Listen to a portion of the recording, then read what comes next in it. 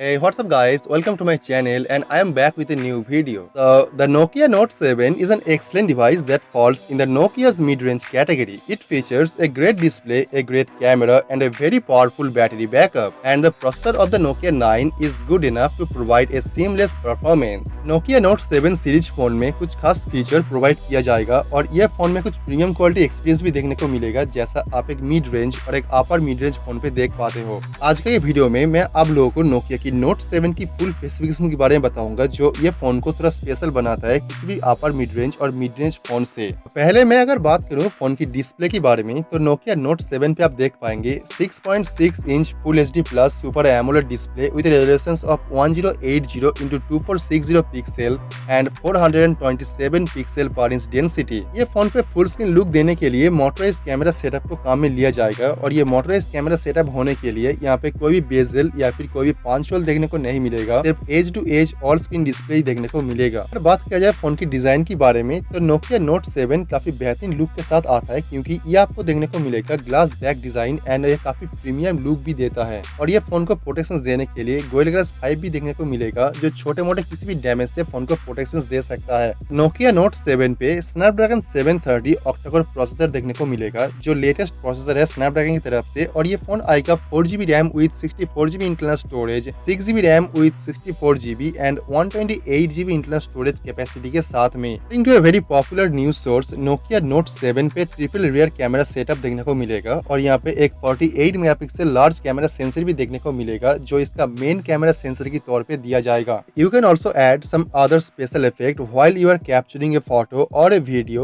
and I am sure people who take photos and videos will appreciate a lot. And the Nokia note 7 पे in display fingerprint scanner भी देखने को मिलेगा, जो Nokia के budget phone पे पहली बार इंक्लूड किया जाएगा, जो नोट 7 के लिए एक कमाल का फीचर माना जा रहा है। इसके साथ साथ ये फोन पे 4000 मिली एम्पियर की पावरफुल बैटरी कैपेसिटी देखने को मिलेगा, जो आराम से एक दिन बैटरी बैकअप प्रोवाइड कर सकता है और ये गेम लवर के लिए काफी मजेदार बात है। तो ये फोन में कुछ इंटरेस्टिंग फीचर के साथ एक कमाल का डिजाइन भी देखने को मिलेगा, जो ये फोन को एक अलग लेवल प्रोवाइड करता है और शायद ये फोन नोकिया को फिर से मिड रेंज फोन में वापस ला सकता है, जो नोकिया ने पिछले कुछ सालों में नहीं देख पाया। तो आप चैनल को सब्सक्राइब कर लीजिए और बेल आइकन को प्रेस कर दीजिए, ताकि इसके बारे में जो भी नया अपडेट आएगा और जो भी नया न्यूज आएगा वो आपको मैं सबसे पहले इन्फॉर्म कर पाऊँ, ताकि आप इस डिवाइस के बारे में सभी रिपोर्ट और सभी न्यूज सबसे पहले जान सके।